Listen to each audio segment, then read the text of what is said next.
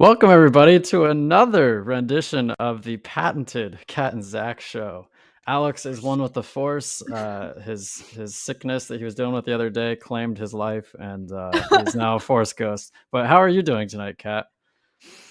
I'm great. I'm sad that Alex isn't here to be with us, but happy to be back. I feel like this week, is it just me or is it the same for you? I feel like when there's all this extra Star Wars content, the fact that we have Bad Batch and Mando, it makes the weeks go by especially quick. I feel like because we have double the content to like be watching and ingesting. Is that just me? I don't know. No, I agree.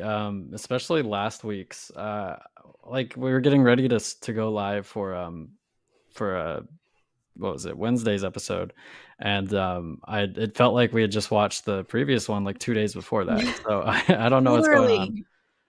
Let's see. Yes. Let's take attendance. We've got the Forest Ghost of AD Edits. We've got. Let me turn on Emoji Rain. We got the Stanleys, Alice, Charlie, Grand Moff Tom, Sal. What's up? And yeah, welcome in everybody. And Jerry. Jerry! Oh, sorry. I think we both clicked on it at the same time. His first Evil Ewok podcast. Welcome aboard, Jerry. It is amazing to have you here. Does that warrant a Watto voice for a first timer, or? Well, you put it out there into the void, so I have to do it now. Welcome, Jerry. It is I, Wado, and my vocal cords will be destroyed after this. But there you go, Jerry. Yeah. So speaking of Mando and Bad Batch double content, let's just jump right into it. The Convert. So they actually don't know what either one of us think about this episode because my internet cut out on the watch party, so I couldn't, stream. But what were your thoughts about this massively long episode? I think it was like 51 minutes or something like that. It was like, yeah, I guess was that like 8 minutes of credit because it says 59 when you log into Disney Plus, which is like, oh baby.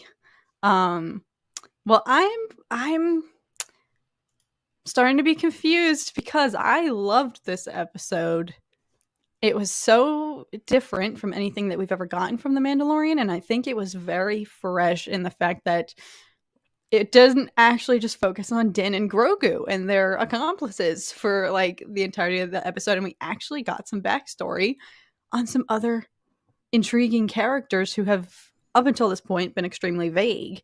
Pershing especially, I think it was about time that we got some more on his background and his motivations and why he seemingly has been such like a good person in all of the other, appearances that we've seen him in. Like, he doesn't scream like imperial, like typical Empire character that I would, normally associate with the Empire. So I love that they actually highlighted like he is a good person and he just had the circumstances of, working with the Empire. So I really loved it. Thought it was amazing. It was giving me Andor vibes. Coruscant looked freaking beautiful, but then I went online and saw that some people weren't happy about it.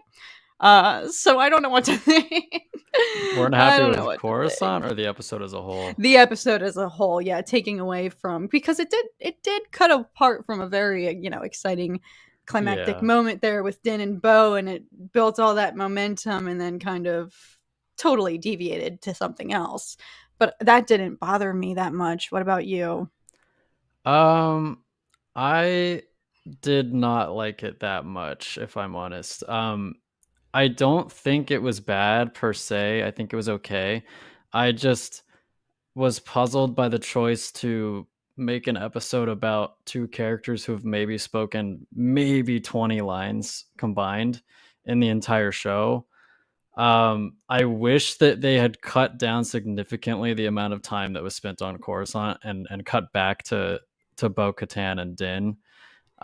It felt really segmented and just kind of clunky to have the opening episode be really exciting and you have the TIEs chasing them and you're like, oh my god, what's going on? Like, why is this happening? Which we'd never really get an answer for.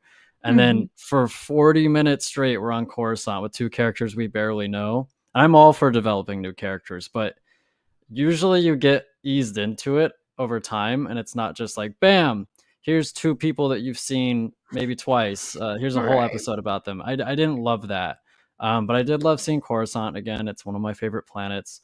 I did enjoy the lore aspect of kind of seeing what the New Republic is getting up to in this early Yeah. stage. Mhm. And I thought it was an interesting choice to make them mirror the Empire so much, even though they want to be as far away from that as possible. Yes! Thank you! Tom and I were in disagreement about this, but I thought that was a very intentional creative decision from the episode, like not exactly portraying them to be like, oh, New Republic is so amazing, look how great they are, but leaving it kind of just telling it like it is, showing an accurate representation, and kind of leaving it up for interpretation. And my interpretation was, are they much better than? I would say yes. If I had to choose, I would rather live under the New Republic than the Empire. But it seems like they are not like, oh my god, light years better. Like they are Yeah, still, you know, they're not it's as glorious as I yeah, it's think. bureaucracy still. It's Yeah. and I think tied into that is probably my favorite aspect of the episode, which was Pershing's struggle with wanting to pursue his passion, which is cloning, and the inability to do so in the New Republic. And it was kind of a dilemma that isn't 100% clear whether he actually legitimately, and I think he believes he wants to do good, but I also think there's some selfishness in there too, to where he doesn't feel like he's being used to the extent of his abilities, and he's kind of just a cog in the machine, which Mhm. didn't make sense to me, because if he's giving like a TED talk right at the beginning about cloning, why are they having him do some desk job that any old schmuck could do? It seemed he wasn't doing Right. anything scientific. He was just filing, it looks like he was just basically filing space files. Mm. So I thought that his part of it was interesting, and I just, the episode kind of dragged for me. I feel like they could have just cut back and forth a bit more to keep the pacing going, between what was going Mm. on with Din and what was happening on Coruscant. But it wasn't a terrible episode. I don't hate the episode. I don't even really dislike it. I just, it was okay. No, that's totally fair. I definitely, and this coming from someone I love the episode, there were times when I was like, okay, this is starting to drag like a little bit. Like I don't know why they felt the need to make this one close to an hour. Right. Because I kind of got the point, pretty quickly. But I think they were just trying to really reiterate Pershing's, the mundane, and really drill in to make this whole scheme believable, and especially to lean into the trust and the bonding that is to be broken. I think that was maybe the purpose of why the duration was longer than usual for Mando, to really set it up so it's more gutting when Elia Kane betrays him, even though I think it was pretty clear from the Yeah. beginning, I was hesitant to fully believe that she had actually forsaken the Empire in its entirety, and that she actually preferred her new life. So, but I do agree. I think it was, there were parts that weren't the most riveting, especially coming off of episode 2, which just got better and better every time I watched it. Like, so freaking amazing. I really, not that I didn't like it first time watching, but it just, the rewatchability of that one, and just going back to Mandalorian, all of the action, it's quite the stark contrast. But this one did feel a lot like an Andor episode in some respects, just kind of showing the mundane and the everyday life of people working in this instance, for the New Republic. But it wasn't all like, rainbows and sunshine. So yeah, that's fair. That's fair.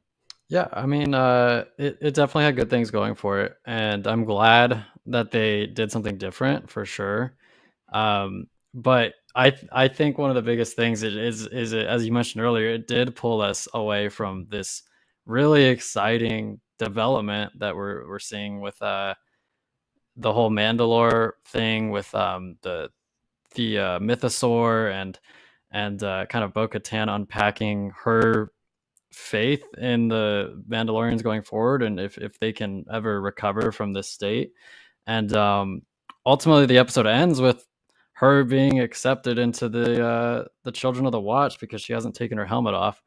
And it seems like, I mean, I'm not an expert at reading body language, but it seemed like she was kind of down when she was being welcomed in, and then everybody was like, "Oh, it's great to have you here." Yeah, I don't know. It was I'm hearing different things, and I also like I don't know, feel differently each time I watch it. When I first saw that scene, I legit was shaking and actually freaked out because I thought for a second maybe she was my first watch through it. To me, I got the vibe of, "Oh my god, I think she might actually be buying this," or at least not immediately brushing off the idea and laughing at it because Yeah, that would feel more in character with how we know her to be so far and everything that she has said in disdain regarding the Children of the Watch. So the fact that she didn't immediately just be like, no. Like, it would have been so savage if she just, like, ripped her helmet off right there in front of all of them and was like, F that. So that was the vibe I got the first time I saw it, but I'm hearing different interpretations with some people saying like she's radiating, you can tell that she is like just fuming underneath her helmet, like some people saying like like different things. So I I think she's into it. I view it as I want to get to this Tom's point because I think it's a good one and it's related to something that I thought was going to happen. But I think she's into it because I if I'm reading like her character arc so far this season correctly, it seems like she lost complete faith in the Mandalorians. She didn't think that there'd be any way to unite them, but then she Mhm. sees Din's wholehearted belief in the Mandalorian ways because of his for what she called a cult. Mhm. And then when she finally sees the cult for herself, it's kind of like, well, they all really believe in Mandalore, like the Mandalorian ways, and that's kind of what she's been looking for and wanting. So I think this she might view this as her best chance to revive Mandalore. But Tom is totally right. They didn't explain where the fleet was coming from, so I thought the whole time that we were on Coruscant that this Coruscant part was it happened before what we saw at the beginning, and it was gonna lead up to that, and we'd see like the okay, this is how the Imperial fleet got there, and um, like these events on Coruscant set that in motion, and it would have come full circle, but it never did, or at least not yet. So that's what I was expecting to happen, but it never. It just kept going and going and going, and then yeah. Yeah, I'm curious about the correlation or at least the timing of that whole fleet going and obliterating her castle, and then 30 minutes later you learn that Gideon has escaped.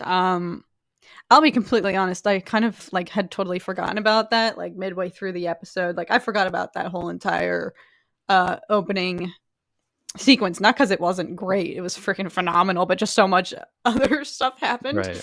from that point to the ending. And then by the ending I was just so focused on holy shnikes, is Bo-Katan actually gonna join them, that I forgot about it. And then I was on YouTube the following day, and I saw the first thing I saw was Star Wars Theory's thumbnail and title for his episode, breakdown. And in the title, I think he said something like Plagueis question mark Thrawn question mark, and I was like, oh shit, was I? Is this supposed to be Thrawn? Like, was I supposed to know that? Were any of us supposed to know that?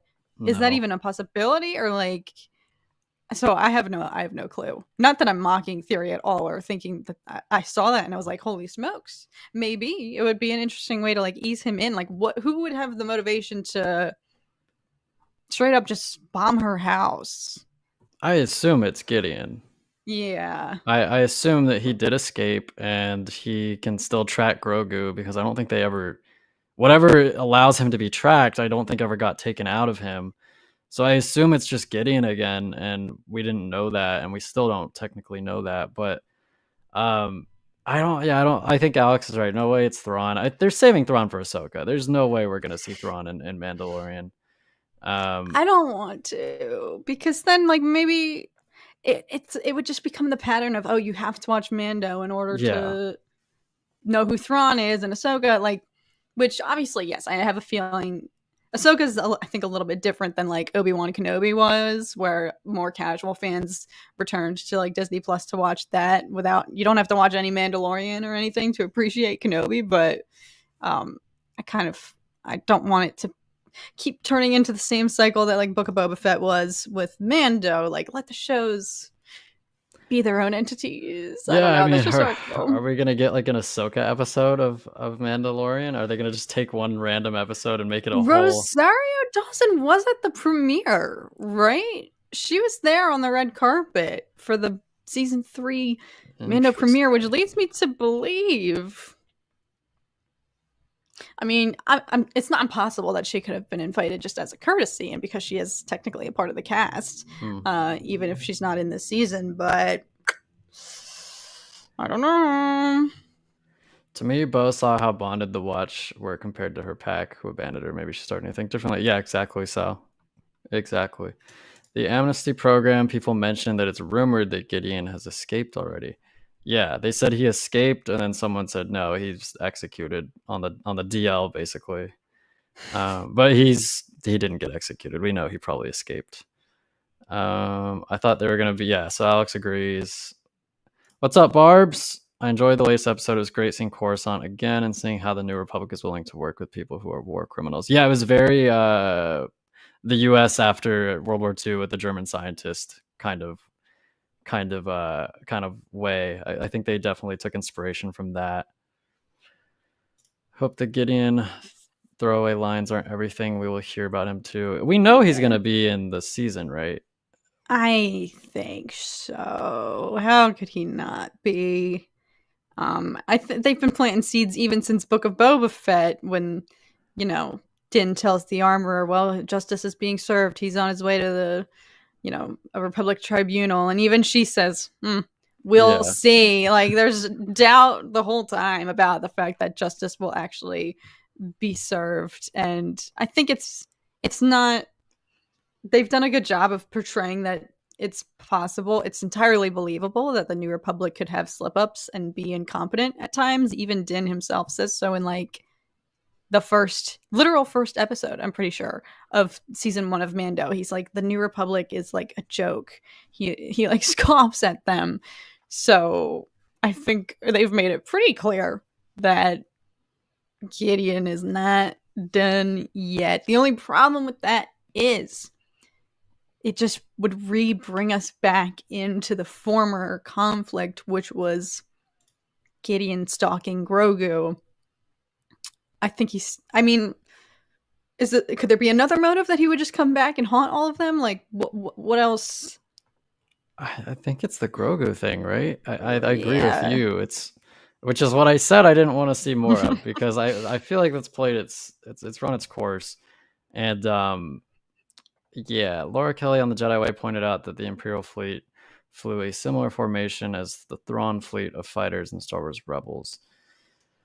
I don't know. I'm with you, Kat. I don't want to see Thrawn in Mando. I want to save him for Ahsoka. I want him to be like the big bad, if he even is going to be a villain completely, because Thrawn should be more complex than that. I just don't see him leading like an Imperial remnant force. Like I don't see him playing Warlord.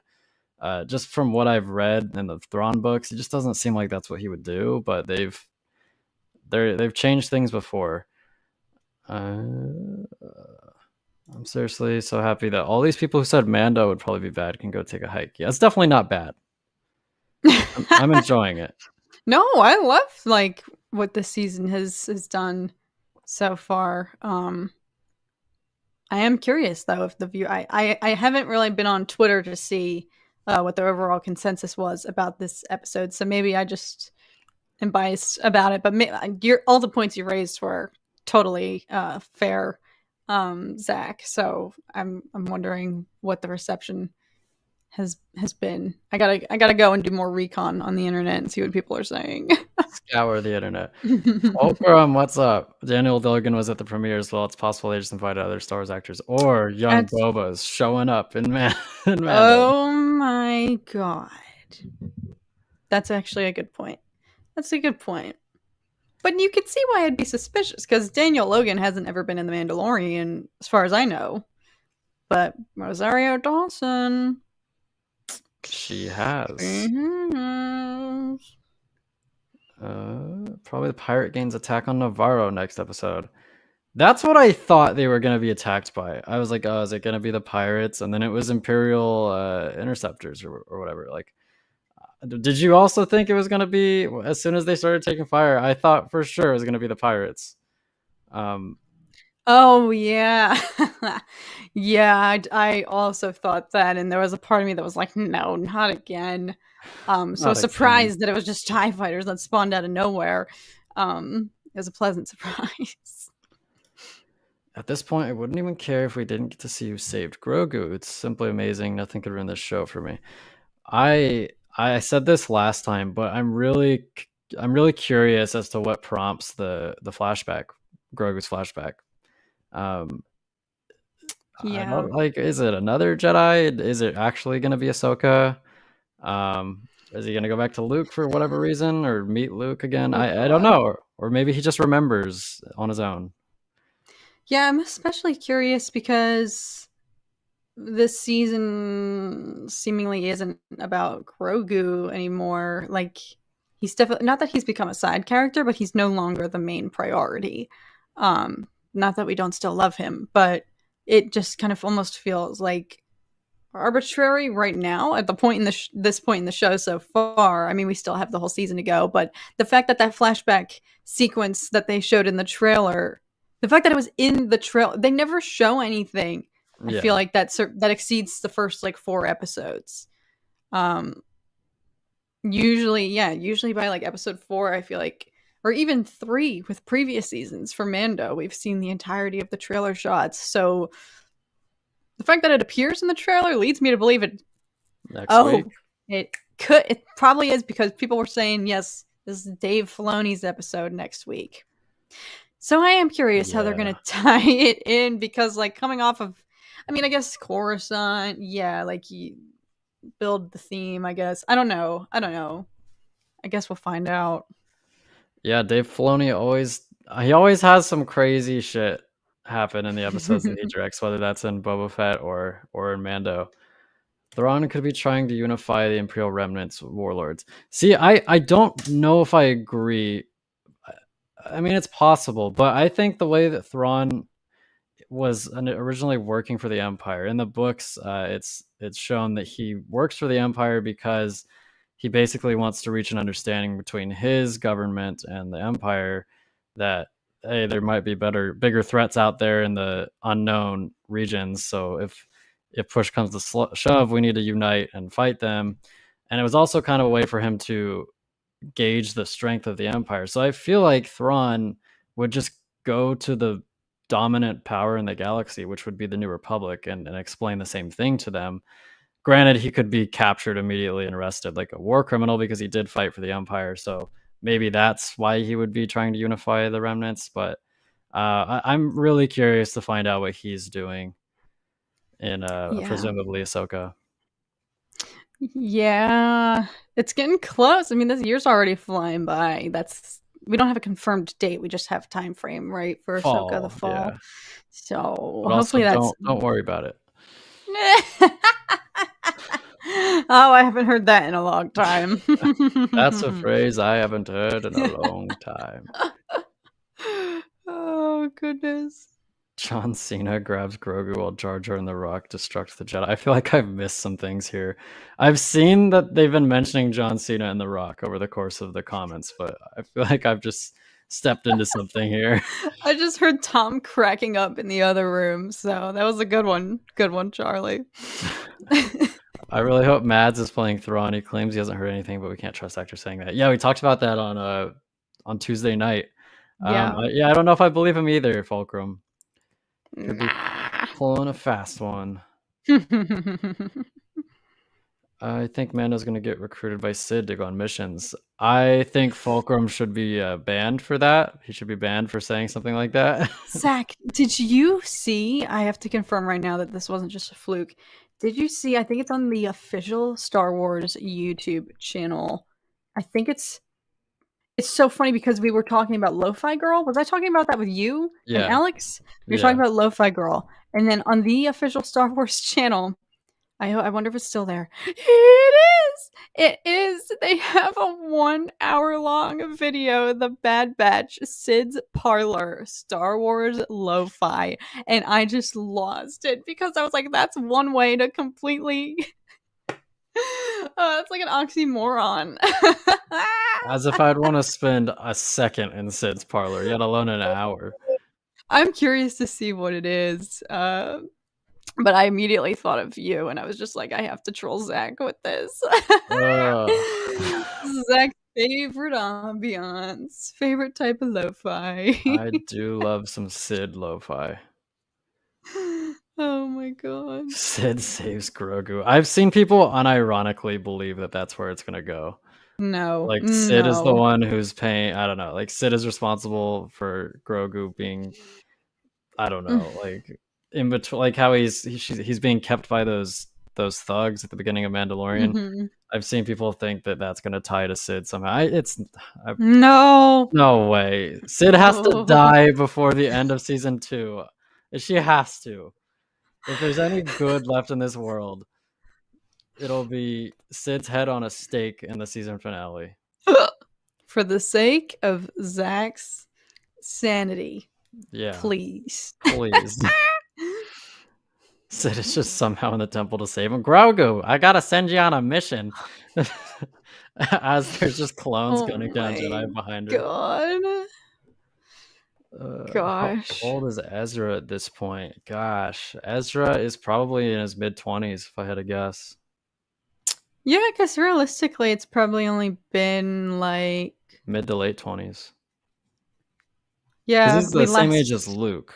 Ezra is the exact same age as Luke. Yes, that's a good way to remember it. Mads' voice is Thrawn to me. That's the voice I hear when reading Heir to the Empire. Yeah, Mads Mikkelsen is perfect.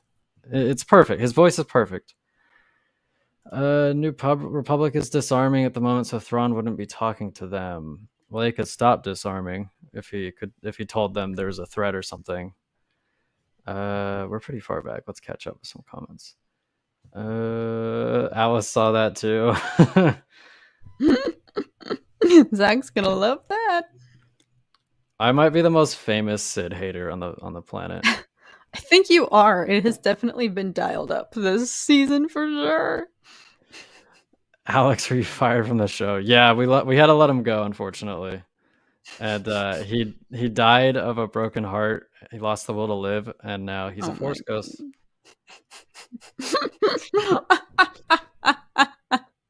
Alex. Told him Zach would burn the earth down if that happens. Yeah, I would not be happy. I of all the characters to have a heavy involvement in the future of Star Wars, Sid is not one of them.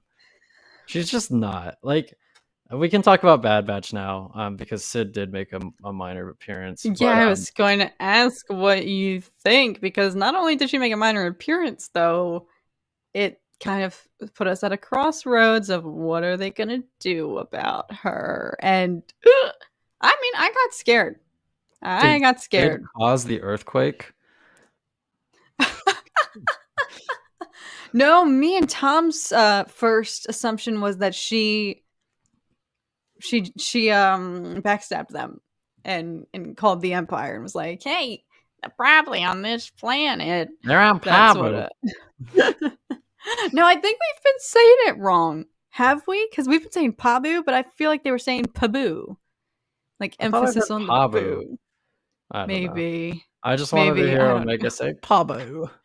But I don't think she ever did. She didn't. She didn't. But yeah, Sid continues to be just the biggest piece of shit. I know how this is gonna play out too. She's gonna betray them, and then in a heartwarming moment, Omega's gonna be like, "But Sid, you can't do this to us." And then Sid's gonna be like, "Ah, you're right, Tiny."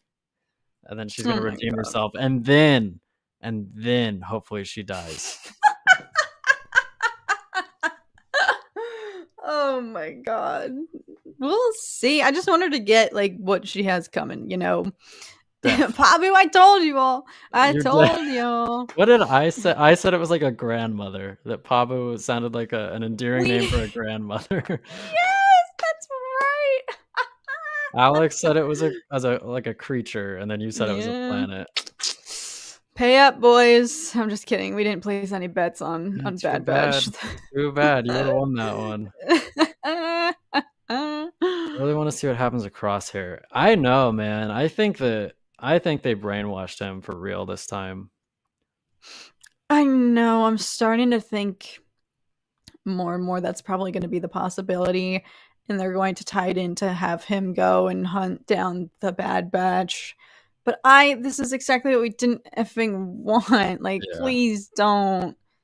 Because I feel like it just diminishes all of the amazing character development that has already happened for him. And even though he only appeared, in 2 episodes this season so far, they were pivotal, and they specifically were focusing on like his internal conflict and whatnot. And so they built it to this amazing point of he's finally starting to rage and snap and lose it. And now that's all just down the drain if they actually wipe his mind and reprogram him to just be subservient. I just don't want that. I'm hoping that's wrong, but it's the most plausible because they made such a big deal of the reveal of the clone on Coruscant. The shock of, no way, there's an actual clone assassinating us. Like, Yeah.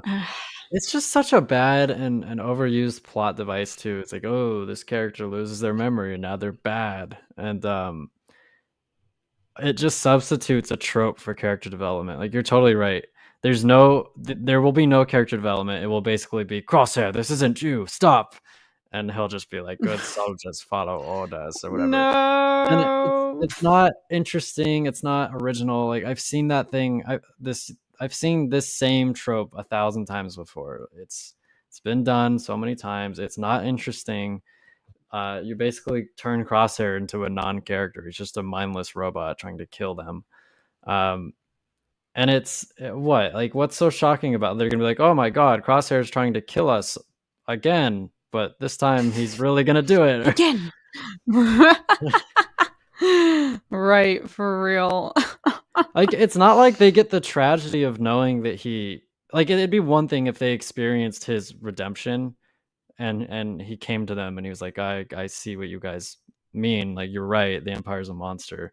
And then he was working with them for a while, and then he gets brainwashed, and then they have to suffer the heartbreak of their comrade who was fighting with them, now working for the Empire again. But as far as they know, he underwent this willingly, or like, they haven't seen him being good or sharing their beliefs. So I'm really hoping that they don't do this, but I don't see an alternative. I think this is what they're gonna do. Yeah. Ugh. I mean, it's literally going to be the equivalent of the season 2 finale. We'll see. We'll see. I am really excited. No, season 1, the finale wasn't a 2-part release, correct? I think we had to wait a week. Am I wrong? I don't Was it remember. Space I don't remember. I It just feels so remember, long ago, doesn't yeah, it? I remember we were all very disappointed afterwards. I remember that's what I mostly remember. I remember, like, Camino got flooded or destroyed, not flooded. It got bombarded, and then we were like, okay, Yeah. that was the finale. And I don't remember if it was on the same day. I can look it up actually. I feel like we had to wait a week. I could be wrong. I don't know why it does feel so long ago, and I didn't retain anything really from season 1, but it's a good sign to me. I mean, I'm excited. I prefer the 2-episode release because it just feels more, Feels bigger. right, exactly. Let me see. Episode guide. Season 1. Looks like you were right. Yeah, they split them up by week. You were right, Kat. Tell your sister you were right. Interesting.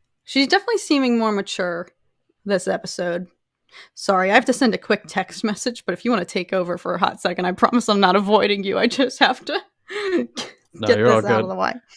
Mandalorian Legion. Did you hear what the Chat of Stars Theory stream called Mayor of what was it? Pabu, Fat Mace Windu? He was a burly boy. I like the dude. He was a nice little mayor guy. I'm gonna assume Omega gets captured next episode with the final 2 episodes. Bad Batch go to Mount Tantus to get her back. Probably. That's a good guess. 3 more episodes to go. There should be a Kraken that was underneath the water in that episode. Just saying. Yeah, Davy Jones and the Kraken, baby. Gonna go out on a limb and say she's probably around 13. I feel like she's I feel like she's 10 or 11. She acts a little too young sometimes to be 13. Pabu erupting reminded me of the Flash Arrow crossover when we see a Gotham family move to Metropolis and Metropolis gets bombed or something and they go, okay, we're going back to Gotham. Yeah, it's I guess they're really banking on the sea surges not happening very often. Similar age to Hera. From what I remember, she is somehow the oldest clone, but is body age 13. Yeah, she's definitely older than them. I remember that. Release the Kraken, Qui-Gon. Yes. Clash of the Titans. Classic reference. But yeah, I don't know. It was an okay episode. I thought it's fine. It was better than like Sid Goes to the Races. Oh yeah, no, I thought the stakes were really high, and the suspense was like, oh my god, the suspense was amazing. Like I was freaking scared. They really had me thinking that the mayor was gonna get swept up in that wave there, like he was gonna fall off the Yeah. ladder or like not make it up in time and be like, go save them, and he was gonna like be the one person to get washed away. I was so scared the whole time that somebody was gonna go down. They faked me out. I thought the little girl was dead. When they jump off the ship and Omega wakes up and she's trying to get her up and she's like, hey, and the girl doesn't immediately come to. I was like, did she die? Like, I thought things were gonna get real dark. So I Yeah, did I like that. The tensions were high. it's incredible that not a single person died in the tsunami. Like that's not very Yeah. realistic, but it's a kids show after all, so I guess they can't show massive death. Um, Even though the Clone Wars never had any issue, decapitating people or killing people in brutal ways. But yeah, good for them. They saved everybody, even the mayor, which I agree with you. I thought for sure he was gonna die. I really thought he was a goner. I did. I did. I thought the mountain might be a volcano. Yeah, I thought about that too. Maybe it'll erupt next episode. I'm surprised they got to every house on the island in a short time. Yeah, honestly, I was thinking about that, Mandalorian Legion. That place was massive. There's no way that It they no way. it was effing huge.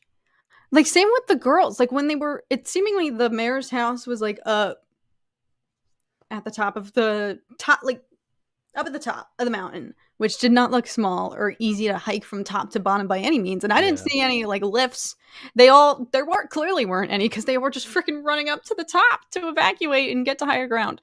So even like when the girls like they were wrapping up dinner, they were looking out over the view, seemingly from a very high place, and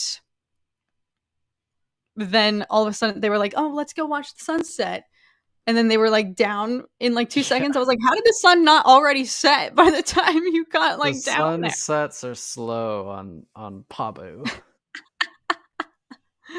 I guess so. I guess. Charlie says it was mad. Would have been better if a Kraken was there. It would have just been better if I feel like it had a more direct tie to.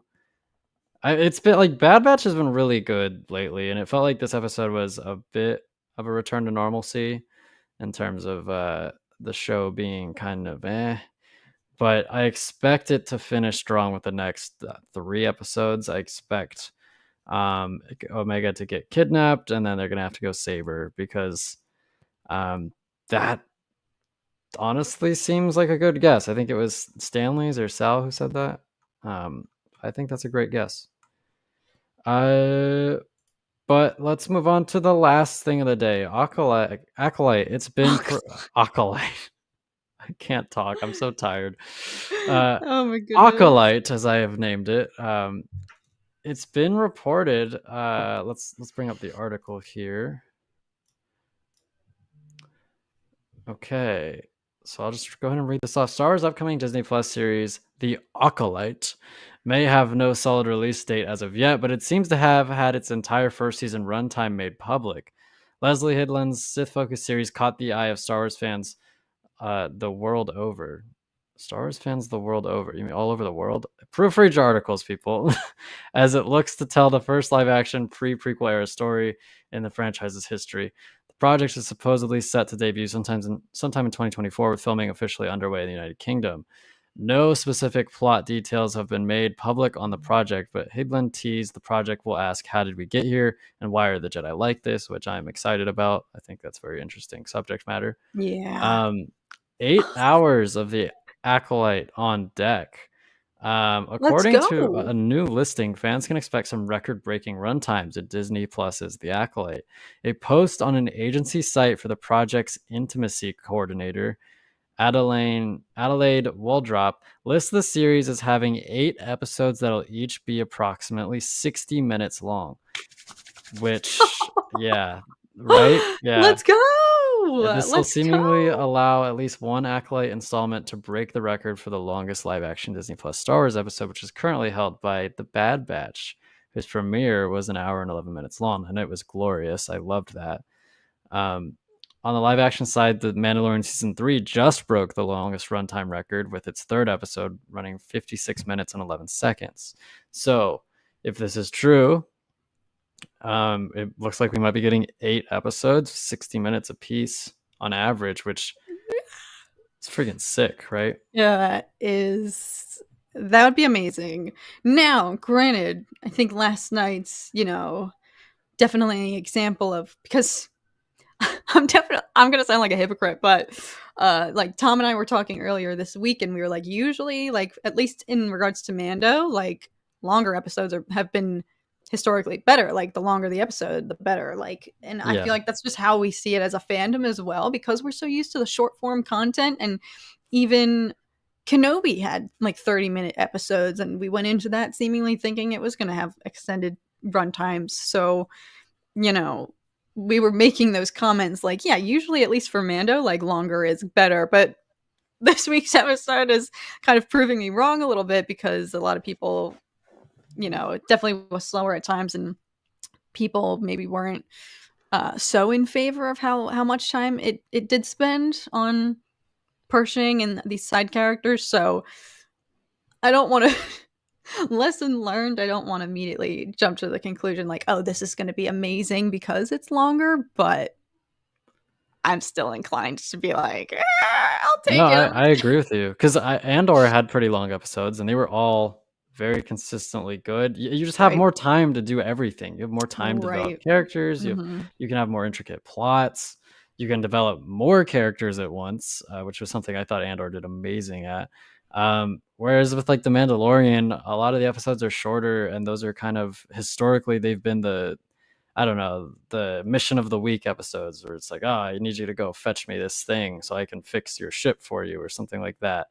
Those episodes tend to be on the short side and they're very plot heavy. There's not much character development. And personally, I don't love those. I don't love that kind of storytelling. I'm more interested in the character stuff, the connected plot stuff. And this tells me that the Acolyte is going to be a very story driven show, and sign me the f up. Like I'm so Yeah. excited for this show, and I feel Mm-hmm. like we don't even know much about it, which is crazy. Like we know almost nothing about the Acolyte, and that's exciting and it's scary. But Yeah. if we're getting hour long episodes, that's a promising start for me. Yeah. I mean, all we've gotten is those little, I think they've maybe been deleted off the face of the internet because I'm pretty sure they were being like taken down as they were being disseminated. But do you remember when some of those like set photos got leaked and we Yeah. saw some of the cast and whatnot? So we've got a little taste, but yeah, I mean, I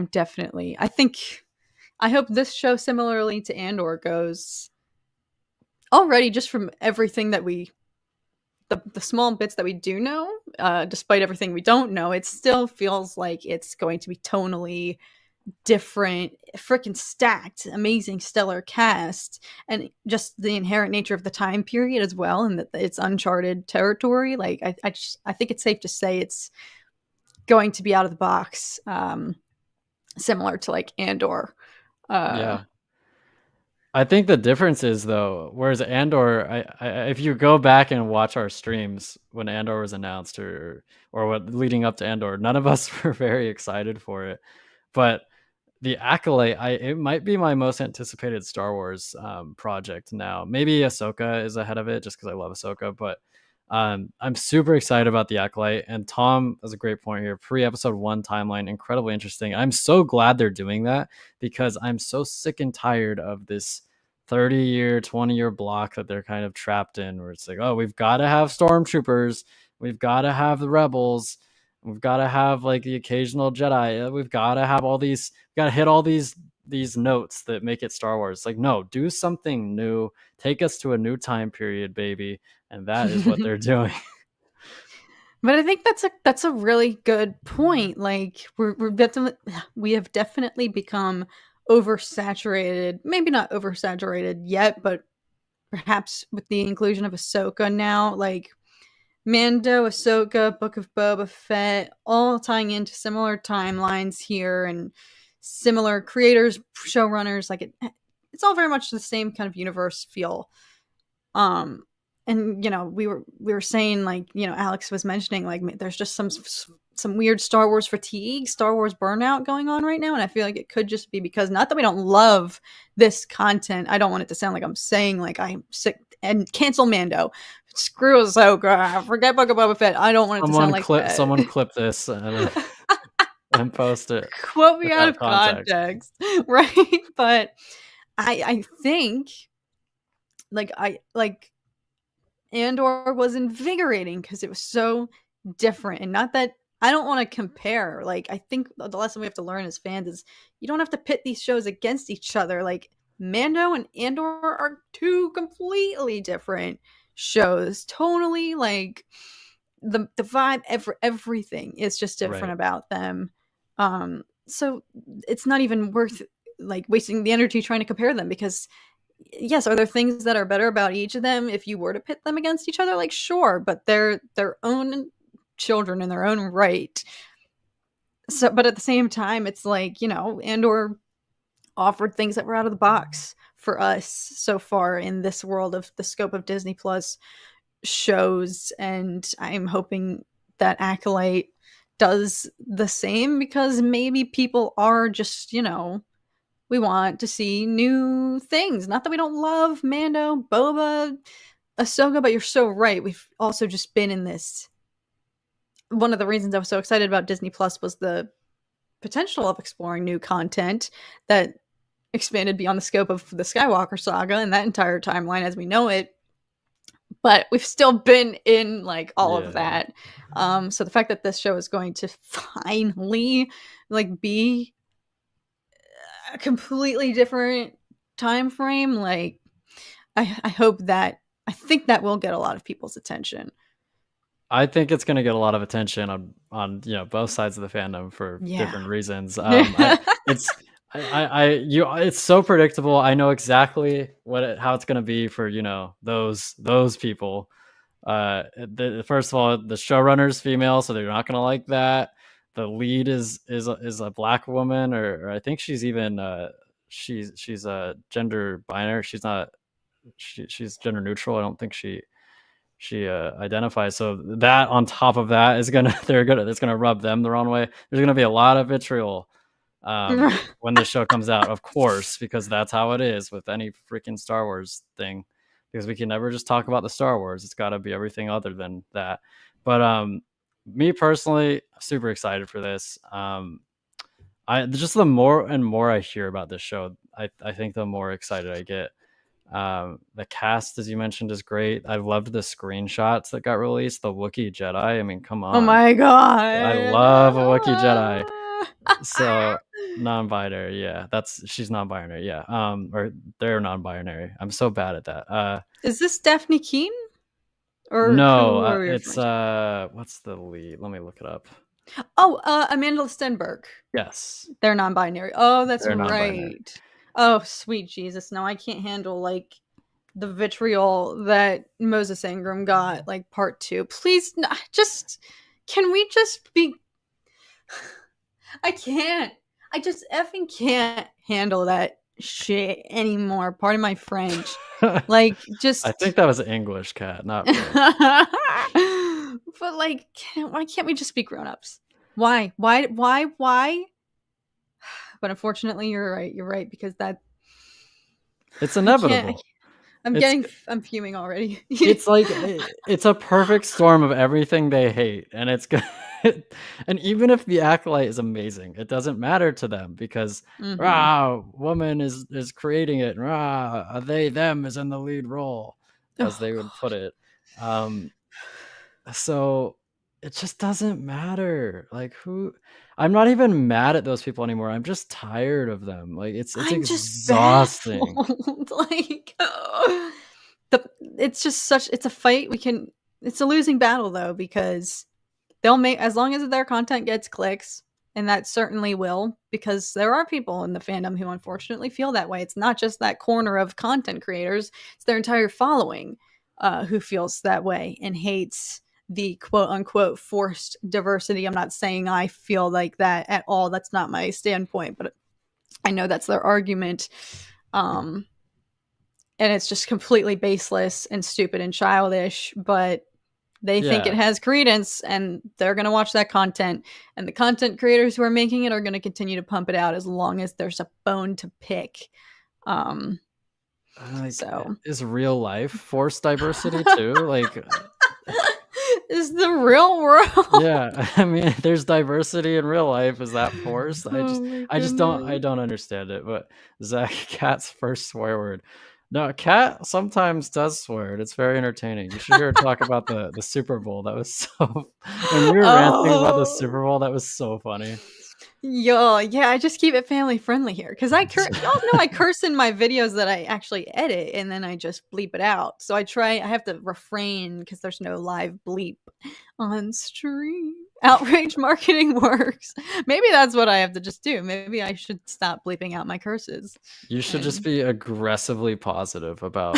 Just oh my use their god. own medicine against them. Plagueis Oh has to show up, goodness. right? Yeah, I would be so disappointed if Plagueis didn't show up. He's got to. I'm tired. I'm tired of Star Wars evading Plagueis for so long. Like the sequels, it's like they were adverse to mentioning Plagueis or having anything be tied to Plagueis. We hear about him in the prequels. We don't see him at all in the Clone Wars. We don't see any like flashbacks or any Force ghosts or any Force spirits or anything to do with Plagueis. I want to see Plagueis. I want to see Plagueis. I've been waiting since I was a kid, since Revenge of the Sith.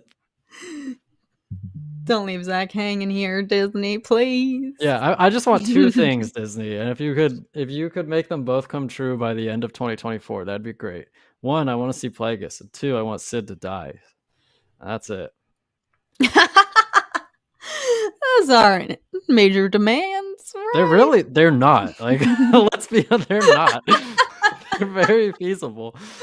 Zach. Right, it's not that big of an ask. Yeah, this is like asking Santa Claus for a T-shirt for Christmas. It's nothing big. Like I don't want a dog. I just want Sid to die, and I want Plagueis. Oh my goodness. I'm tempted actually. I want to go look at the comment section on this Sid's parlor lo-fi. See if my brethren are fighting a I'm good fight. curious. Oh god, actually overwhelmingly positive. Oh, Nothing about Sid. It must be good lo-fi then. I want to actually go listen to it. it must be a banger. Has Tales of the Yeah, Jedi season 2 been confirmed? I don't think so, Zach, but I would love a season 2. I hope so. There's so many Jedi they could focus on. It's not like characters are going on the screen saying I'm black and I'm the lead character because black people should, or yeah, you're right, Alice. Like it's in Star Wars specifically, they don't talk about race. Like it's theoretically what the people who cry about woke stuff would want. Like Riva wasn't on screen going like, "Oh, I'm black," and blah blah blah. Like she was just a black character, a black actress playing a character. Like it's it, Star There Wars was is no not. politics. There's No no politics. politics. Yeah, exactly. That's such a Um, good point. God. that's why I'm Alice so is our done. queen. That's why Alice is our queen. Alice. Hand her crown. Yeah. Where is her crown? All right, everyone. Have a great night. See you next week. See you, Sal. See you next week, my friend. That's for you, Whoops. Alice. It's a story the Jedi wouldn't tell you, Zach. They seem to have a lot of those. I wonder if Santa Claus exists in Star Wars. I hope so, for their sake. Alice has to go to a meeting. Have a wonderful weekend. See ya, Alice. Thank you for being our queen. And with that, we should probably do the emoji rain. Let's get it. Let me change us Yeah, to... wait, hold on. Wait a sec. What happened on Tuesday night? Because you just left. Like, were you so just No, tired? Like, my internet dropped and it didn't come back for like 40 oh, minutes. but it was. So, were you even able to watch the episode? Not for 40 minutes. Oh my god! And you were already. We were all already exhausted. For those of you who weren't there, like Zach, Alex, and I were all for some reason so just pooped on Tuesday night. So that's especially painful that you had to like you were just like, oh my god, I'm already tired. And it was an hour-long episode, so you must have been up till like 3 o'clock in the morning. Yeah, I texted Alex because I wanted to make it clear that I didn't just dip on you guys because I did Well, the watch. timing, because you left and then somebody was like, episode's up, and Alex and I were like, did he just leave to watch the Yeah, episode? I just bolted. No, I watched it. I watched it back because I wanted to see what you guys talked about. And you were like, "Oh, Zach just bolted," and I was like, "No, Alex, I didn't just dip. My internet dropped." And he was like, "Oh, enjoy the episode," and I was like, "I can't watch the episode. My internet is down." Oh my god. Well, we had no Thrawn, sweet lord. We had no Tarkin to cue the emoji rain without you, so we missed the best part of the night. The good old Well, Rogue One reference. So light her up. Talking of the devil. Let's wait till they can see it because it always takes a second. They still can't see it. They can see I can it. see All it. right. There we go. Am I fire when ready? Well, that lagged for me. I don't know if it lagged for you. Yeah, I heard it, but his mouth did not move. Fire when ready. Okay, well, he's not compliant. Come on, Tarkin. All right, you We may all fire when know ready. the drill. Unleash the hellfire upon Whoa. us. Light it up like the 4th of July, chat. Whoa. Jerry with the devils and skulls, dragons. Nice. Very satanic of you, Jerry. I love the energy. Keep Yeah. that. Stanley's volcanoes, drag. Yeah, somebody drop Pabu on us. Pabu. I want Pabu. Yes, just send wave. Charlie Yeah. with the dragon. I love it. Let's go. The mythosaur. Pabu. Yes, Italian hands. Literal Satan. Oh my goodness. Italian hands. Aliens. Yo, the aliens are some of my faves. It's like I like goated those. emoji. Pabu. Let's go. Let's go. Let's go. Let's get a few more rounds, folks. It's the Snapchat ghost. And the hearts and the roses. This is the best. I love this feature. It's so much fun. I could just sit here all day. Like, it just doesn't get old. It doesn't. Yes! And also just the combinations. It's like, what are people sending? Like, I just love the different... What's going on in your minds right now? I'm gonna More. send this one's for Alex. Is it a tombstone? It's the lone tooth. Oh, tombstone would be sad.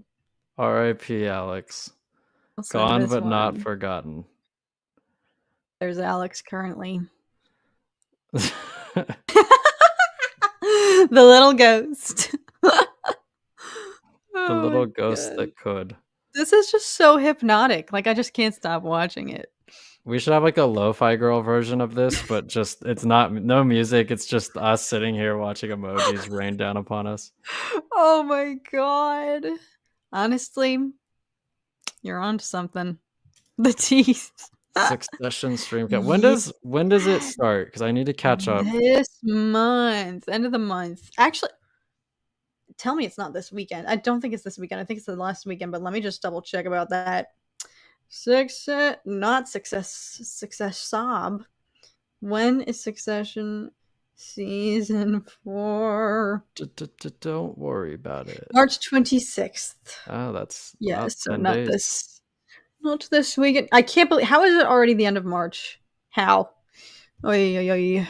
That's the end of the show, right? It's over after this. This last It season. is, which I didn't realize, but they confirmed with the trailers that this is going to be the final season, which is depressing. But I'd prefer it this way versus, because the show is at an amazing point right now where I think they have set it up that they can afford, like, this is fitting as a final season. It doesn't totally feel like, oh no, it's ending. Like, what? Like, how are they going to wrap it up? It's Right. like we're poised for an epic finale. And I would rather have that than like drawing it out way too long and it like loses its sauce. So Leave them wanting more, which is what we're about to do. We'll see you next week, folks. Thank you for joining us. Remember to like the stream if you haven't already. I'm Zach. This is Kat, and we will see you on the next one.